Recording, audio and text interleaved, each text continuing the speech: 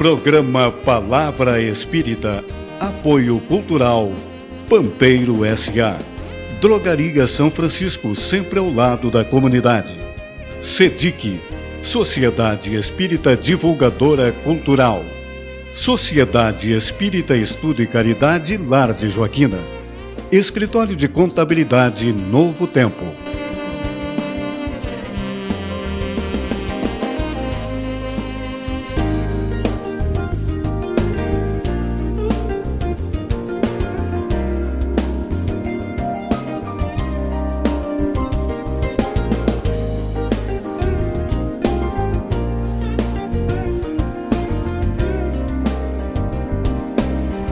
Estamos iniciando mais um programa Palavra Espírita, agradecendo aos nossos apoiadores culturais, Pampeiro S.A., Drogaria São Francisco, SEDIC, Lar de Joaquina, Foco Construções, Escritório de Contabilidade Novo Tempo e Lume Execução de Projetos Elétricos. E hoje, nesse dia em que estamos gravando este programa, dia 18 de abril, comemoramos hoje 3 datas muito importantes. 18 de abril, comemoramos o Dia do Livro Espírita. 18 de abril de 1857, completa hoje 160 anos do Livro dos Espíritos e 18 de abril, 18 anos da nossa SEDIC, Sociedade Espírita Divulgadora Cultural. Agradecemos a SEDIC, parabenizamos a SEDIC, que é a nossa apoiadora cultural. Muito obrigado à sua diretoria, todos os trabalhadores da casa. E hoje está conosco a Raquel Costa Beber Figueira, trabalhadora do abrigo espírita Oscar José Pitã, e nós vamos bater um papo com a Raquel sobre a diversidade, a diversificação do ser humano enquanto espírito e enquanto corpo. Raquel, agradecemos, em nome do Moacir, que não está hoje presente por motivos particulares, agradecemos a tua presença. Muito obrigado por ter aceito o nosso convite. Seja bem-vinda. Boa tarde, Jader. Boa tarde aos que estão assistindo o programa. O prazer é meu, eu é que tenho que agradecer. E a oportunidade, de estar divulgando a doutrina espírita nessa data, então, tão importante, que são os 160 anos do Livro dos Espíritos. Exatamente. E no capítulo 7º do Livro dos Espíritos, fala sobre a diversificação dos seres humanos. Uns com mais moral, outros com menos moral, outros normais materialmente, outros deficientes mental e físico.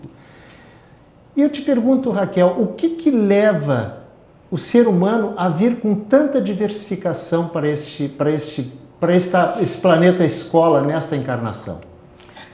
Pois então, Jader, a gente tem que entender primeiramente que estamos submetidos a uma lei, as leis naturais, as leis de Deus.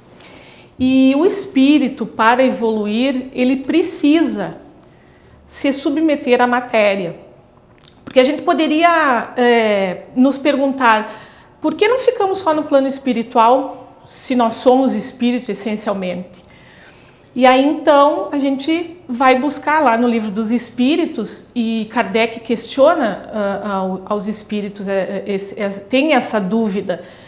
E os espíritos respondem que nós precisamos nos submeter às encarnações para evoluir. Precisamos passar as vicissitudes materiais que qualquer espírito bom ou mal, superior ou inferior, necessita para crescer. E essas diversidades, elas são patrimônio individual de cada ser. Porque conforme a gente vai encarnando e vai tendo as sucessivas reencarnações, cada espírito na sua individualidade vai adquirindo individualmente essas aptidões. E uns podem adquirir mais rapidamente que os outros, ou existe algo como que programado, subindo degrau a degrau, coletivamente? Bem, Deus nos permite que cada um tenha o livre-arbítrio e que possa, de acordo com as suas necessidades e também a sua boa vontade, crescer. Então, as aptidões são adquiridas de acordo com cada espírito. Não tem vamos dizer, um patamar de crescimento coletivo antes do individual. Conforme o individual vai crescendo, a massa coletiva vai crescendo junto. Mas depende do ser, né? Cada ser tem o seu tempo, né? Que Deus respeita. Deus respeita o crescimento de cada um. Né? Raquel, Jesus também nasceu simples, foi criado enquanto espírito simples e ignorante, ignorante no sentido de não saber, não ter conhecimento, exatamente. Assim como nós fomos criados? Com certeza, Jader. Deus cria e está criando e criou sempre. Jesus é um espírito que foi criado por Deus, como todos nós, e não seria um privilégio para Jesus se tivesse já sido criado por Deus, como ele está hoje, um anjo, um ser superior, que inclusive é o nosso governador espiritual da Terra. Então ele foi criado por Deus simples e ignorantes, como todos os espíritos são criados. E aí cada um galga a sua evolução, a busca do seu crescimento, uns mais rápido, outros mais devagar. Mas todos não têm privilégios, nenhum tem privilégio, aliás. São criados simples e ignorantes. Essas pessoas que a gente até conhece muitas, em que tem uma moralidade excepcional, em contrapartida, outras ainda estão num estágio muito atrasado, diga-se de passagem. Sim. Isso aí explica-se através da reencarnação, por exemplo? Esse sinal de que os mais elevados moralmente já têm mais encarnações dos que os menos elevados? Não necessariamente, porque Deus nos cria todos iguais e com um propósito de chegarmos à perfeição. Então, Jader, alguns tomam esse propósito divino e seguem-no. Seguem-no numa trilha reta. Alguns se acomodam, reencarnam, se submetem à matéria e ficam mais lentos, estacionam muitas vezes. Então, a rapidez com que cada espírito evolui vai estar de acordo com de como esse espírito pega, vamos dizer, esse propósito divino e vai em frente. Então, a moralidade, ela é uma das asas, né, que o espírito precisa desenvolver, que são os sentimentos, são os valores, que é um patrimônio do espírito, mas que precisa, sim, das relações com as outras pessoas, desse projeto da reencarnação e também dos convívios, enfim, para adquiri-los. Nós temos a outra asa também, eu digo asas porque foi um comparativo que Emmanuel nos trouxe, que era o benfeitor que auxiliava o Chico Xavier. Ele então nos deu essa comparação, que o espírito para crescer, ele precisa, ou para voar, ele precisa de duas asas, a asa da moralidade e a asa da intelectualidade. E aí então, com as duas sim, chegaria à perfeição, voaria voos mais altos com as duas asas. A moralidade é uma delas e é a principal, mas precisamos para evoluir o aprendizado, o atingimento da intelectualidade também, para ter conhecimento sobre tudo, né? Raquel, como é que se explica, por exemplo, uma pessoa que nós convencionamos como ignorante, ou seja, sem muito conhecimento intelectual, ser uma pessoa tão boa? E em contrapartida, uma pessoa com alto conhecimento intelectual ser uma pessoa tão má. Como é que se explica isso? Em função justamente dessas aptidões adquiridas, dessa evolução.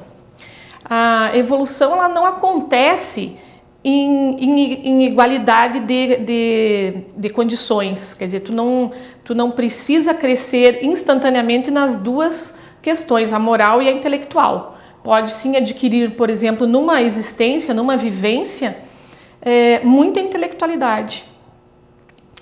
O que é perigoso sem a moral. Então, nós vivemos momentos muito complicados no mundo, hoje, onde a gente vê pessoas que têm condições intelectuais muito superiores, mas que ainda não adquiriram valores morais. E isso para a sociedade é um perigo, porque usa o seu conhecimento, todo aquele intelecto que adquiriu para coisas não tão boas, né? Então é uma preocupação até para nós espíritas a gente entender a condição ainda espiritual desses seres que têm tanto já potencial para serem melhores, por ter tanto conhecimento, mas não conseguiram adquirir a moralidade necessária. Já o aspecto moral, ele independe do aspecto intelectual, embora, claro, tendo conhecimento a pessoa tem mais condições, sabedor das questões, das verdades espirituais, o ser tem mais condições de crescer, mas moralmente não necessita exatamente da questão intelectual, ela pode crescer sim, adquirir valores, aprender a ser paciente, a bondade, o amor, sem ter acesso, por exemplo, aos livros, ao aprendizado escolar. A moralidade, posso dizer, é um patrimônio do espírito? Exatamente. A moralidade é um patrimônio do espírito. São aqueles valores que mesmo ao desencarnarmos, nós não vamos perder, jamais perderemos. Muito bem. A produção está nos dizendo que faltam 2 minutos, mas nesses 2 minutos, Raquel, eu vou te colocar a pergunta do nosso segundo bloco. Primeira pergunta do nosso segundo bloco. Doença mental. Ok. Qual é a origem? Por que Deus permite que um irmão nosso, venha a este mundo com uma doença mental? E fazendo essa pergunta para a resposta no segundo bloco, nós estamos encerrando este primeiro bloco, agradecendo mais uma vez aos nossos apoiadores culturais. Não saia daí, são apenas 2 minutos e a gente já volta.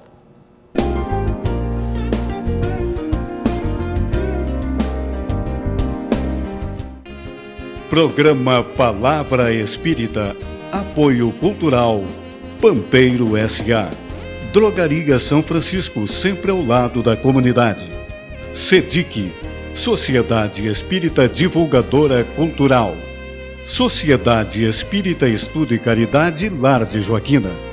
Escritório de Contabilidade Novo Tempo.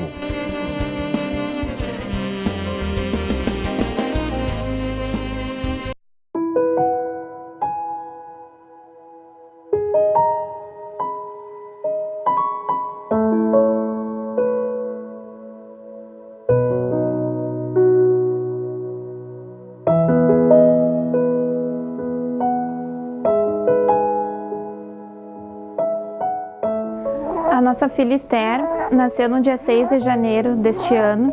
Ela nasceu com uma síndrome rara, que só existem 51 casos em todo o mundo, e essa síndrome chama-se síndrome de Héttori. Em função dessa síndrome, ela nasceu com um fechamento precoce da sutura metópica, que é a testinha, né? Ela nasceu com esse fechamento aqui. Com isso, ela precisa fazer uma cirurgia em torno de 2 meses, né, agora, e essa cirurgia ela tem um custo bastante elevado. A Esther ficou 28 dias na UTI do hospital e após ela sair da UTI, ela vai precisar fazer, a gente analisou e ela vai ser preciso ela fazer essa cirurgia que está estimada em R$100 mil. E a gente conta com a ajuda e a solidariedade de todos.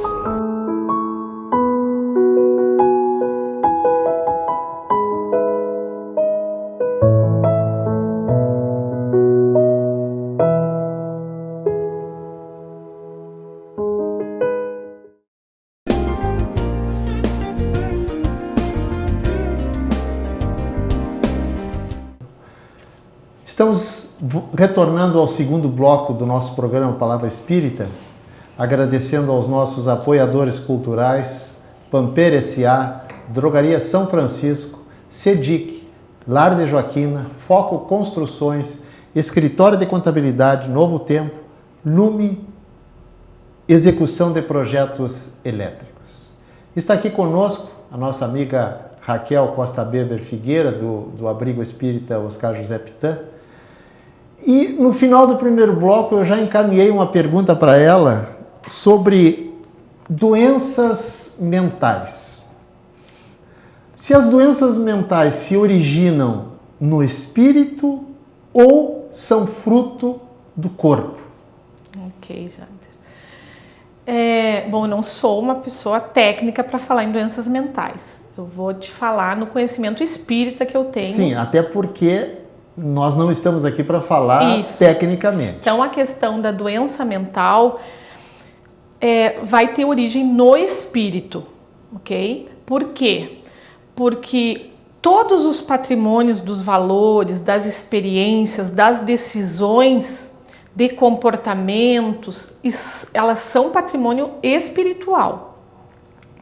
Nós podemos dizer sim que as limitações do doente mental, em função de que há um problema cerebral, ela vai estar no corpo, a limitação, mas a origem é do espírito.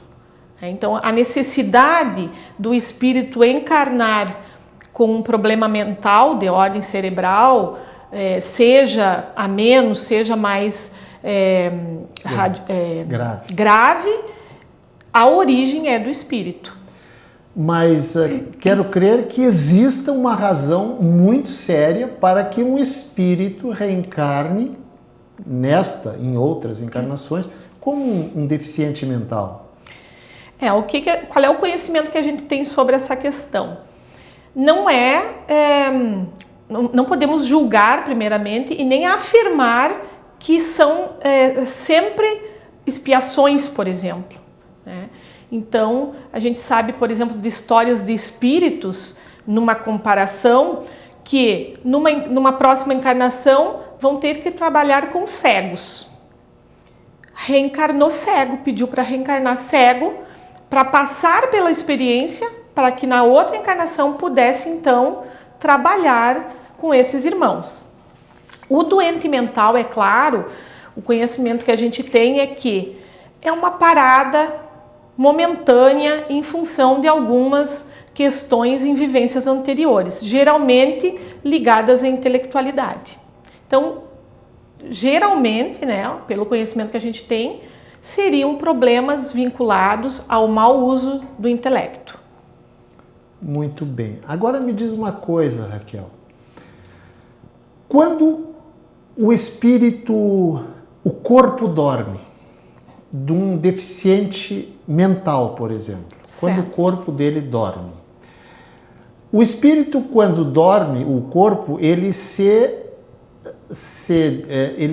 do corpo, se desprende do corpo durante o sono. Certo. E esse desprendimento, o espírito continua com a mesma deficiência ou ele deixa no corpo essa deficiência? Ótima pergunta. Na verdade, a limitação, como eu comentei, é do órgão. A limitação é do corpo. O espírito, ao se desdobrar em sono, ou mesmo depois do desencarne, Jader, ele vai recobrar a sua normalidade, né? Então, a deficiência não vai se apresentar no sono ou ao desencarnar, né? Então, nós vamos ter, sim, uma experiência, seja por expiação, seja por prova, no momento que ele está no corpo. A matéria vai causar ao espírito essas limitações, né? E aí ele vai ter os aprendizados necessários para a sua evolução, tendo essas limitações. Seja para uma parada temporária, por algum motivo, seja para algum aprendizado.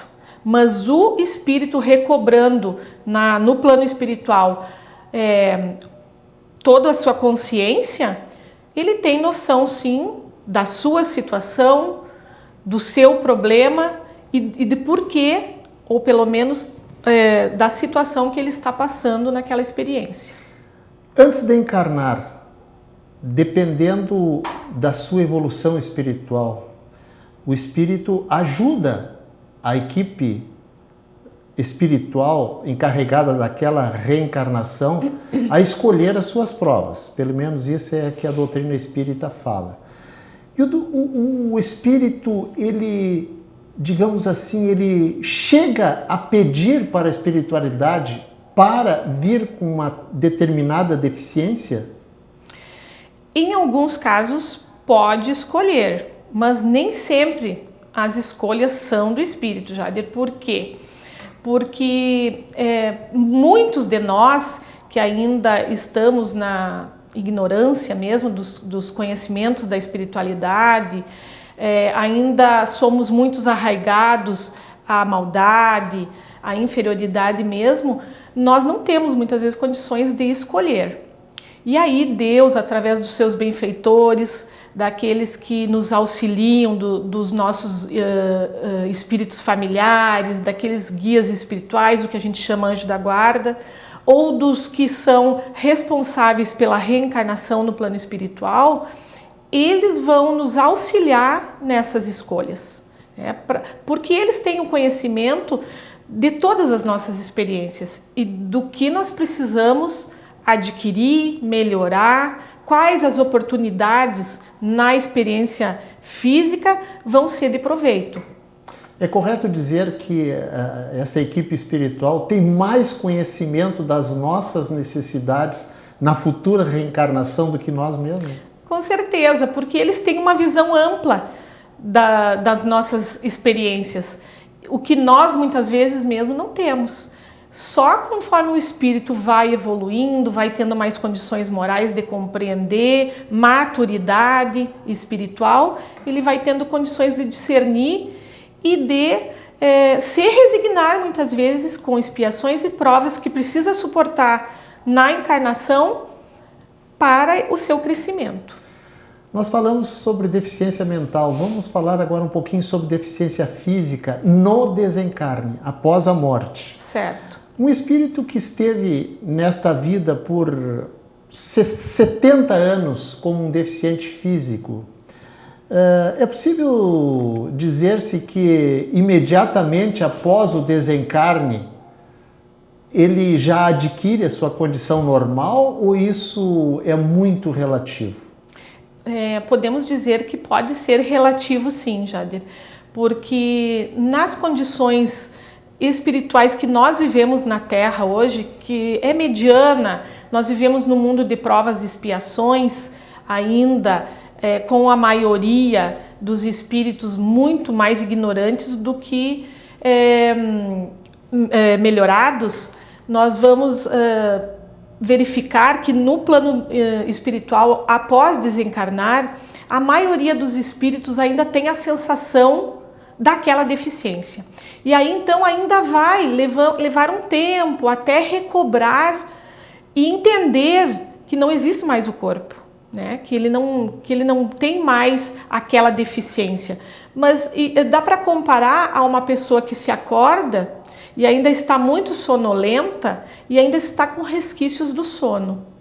É a mesma coisa. Ao acordar no plano espiritual, se a pessoa não tinha um braço, por exemplo, ou não tinha uma perna, ela ainda vai levar um tempo para recobrar essa consciência do seu, que não tem mais o corpo material, e sim o espírito e o perispírito, que é o invólucro semimaterial do espírito. Dá para dizer que dependendo da sua evolução espiritual, do seu conhecimento, da sua desenvoltura, ele se esteve aqui encarnado como uma pessoa com uma deficiência de um braço, ele vai se enxergar, enquanto ele não entender o que está acontecendo com ele, ainda como sem um braço? Exatamente. Mas conforme ele vai tomando a consciência da sua situação, recobra a integralidade do seu corpo perispiritual e entende que não tem mais a deficiência. Muito bem. Raquel, vamos fugir um pouquinho desse assunto deficiente E vamos falar de uma coisa que as pessoas têm dificuldade de entender. Simpatias e antipatias gratuitas. Ok. O que leva uma pessoa a ter uma simpatia ou uma antipatia gratuita por outra pessoa? Bem, nós temos que entender que existem leis que nós estamos submetidos, todos nós, que é de atração, é o magnetismo. E nas relações, o magnetismo age atraindo os iguais. Então, as antipatias e as simpatias, elas estão muito ligadas com essas leis. Se eu penso muito parecido contigo, Jader, nós vamos sim simpatizar um com o outro. Mas, como a gente fala no popular, se a gente não bater, o nosso pensamento não bater, a gente vai criar umas antipatias que às vezes não tem nada a ver. Acontece que isso independe de tu ser bom ou mal, ok? Sim. Porque a gente pode pensar diferente e num primeiro momento criar uma antipatia. Não gostei do que o Jader comentou, nem te conheci direito, mas você comentou uma coisa, eu já repeli aquilo por pensarmos diferentes e já criei uma barreira, que é a antipatia, que é uma resistência à forma com que você ou com qualquer outro pense diferente de mim, causando então a antipatia. Isso é uma antipatia gratuita. Posso te dizer que existem antipatias e simpatias que são já de outros momentos, de outras existências, e aí sim estariam ligadas a comportamentos em função de vivências em que compartilhamos coisas boas, coisas que a gente viveu junto, por exemplo, com os familiares, e a gente tem muita simpatia, ou em algum momento a gente teve uma vivência ruim, algum comportamento de uma outra pessoa em relação a nós, que marcou, né, que a gente fixou aquilo, e aí, se a gente se encontrar com essa pessoa que nos causou algum transtorno numa existência seguinte ou posterior, a gente pode sim, aquela antipatia retornar, né, e essas pessoas se repelirem. Porque a doutrina espírita nos fala que todos nós vibramos, nós temos energias. Exatamente, vibramos. E é possível explicar que as antipatias, simpatias são energias que vibram de acordo ou em desacordo, um com o outro? Claro. Por quê? Porque essa vibração, ela está muito ligada com o nosso pensamento. Nós estamos sempre pensando.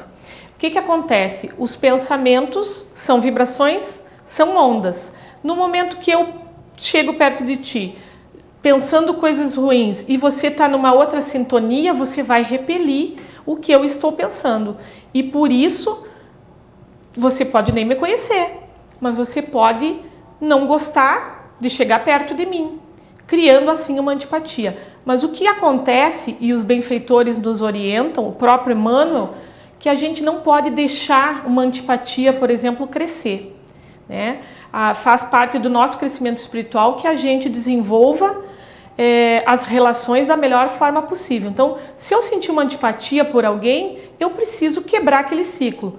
Conhecer melhor a pessoa, entender por que eu estou sentindo aquilo em relação a ela, enfim, emocionalmente mudar o padrão e tentar me aproximar daquele irmão que eu não sei nem por que eu estou repelindo muitas vezes. É correto dizer, e a produção está nos dizendo, falta 1 minuto, mas em 1 minuto tu vai me responder, é correto dizer que as antipatias vibram em frequências diferentes? As antipatias Sim.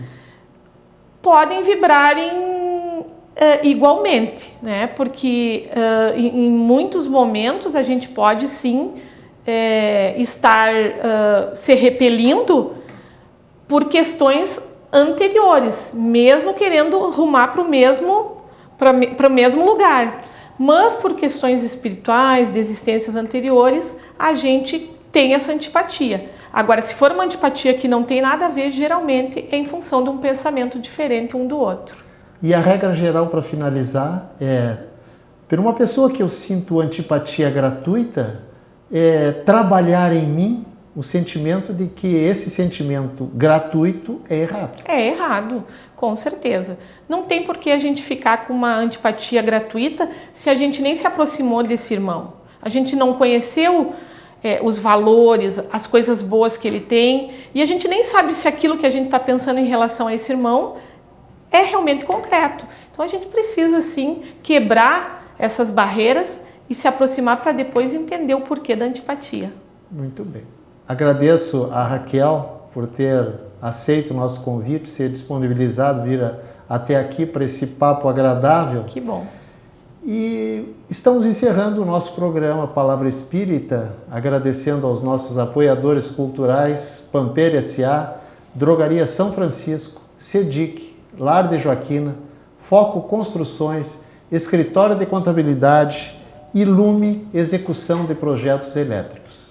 Mais uma vez, muito obrigado e até o nosso próximo programa.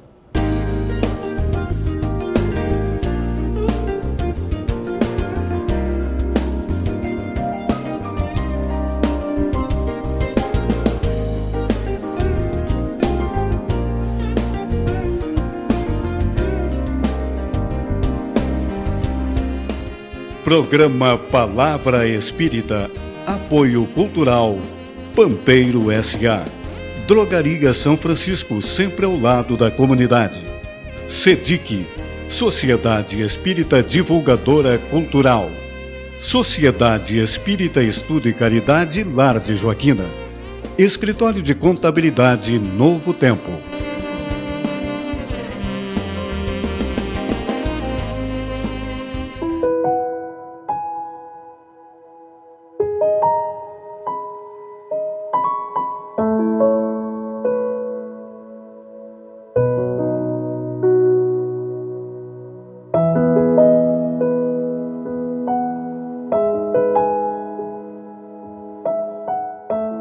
A nossa filha Esther nasceu no dia 6 de janeiro deste ano. Ela nasceu com uma síndrome rara, que só existem 51 casos em todo o mundo, e essa síndrome chama-se síndrome de Héttori. Em função dessa síndrome, ela nasceu com um fechamento precoce da sutura metópica, que é a testinha, né? Ela nasceu com esse fechamento aqui.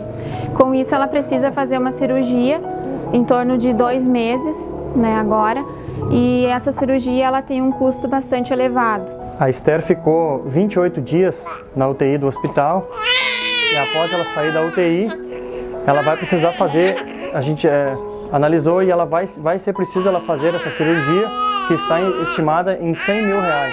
A gente conta com a ajuda e a solidariedade de todos.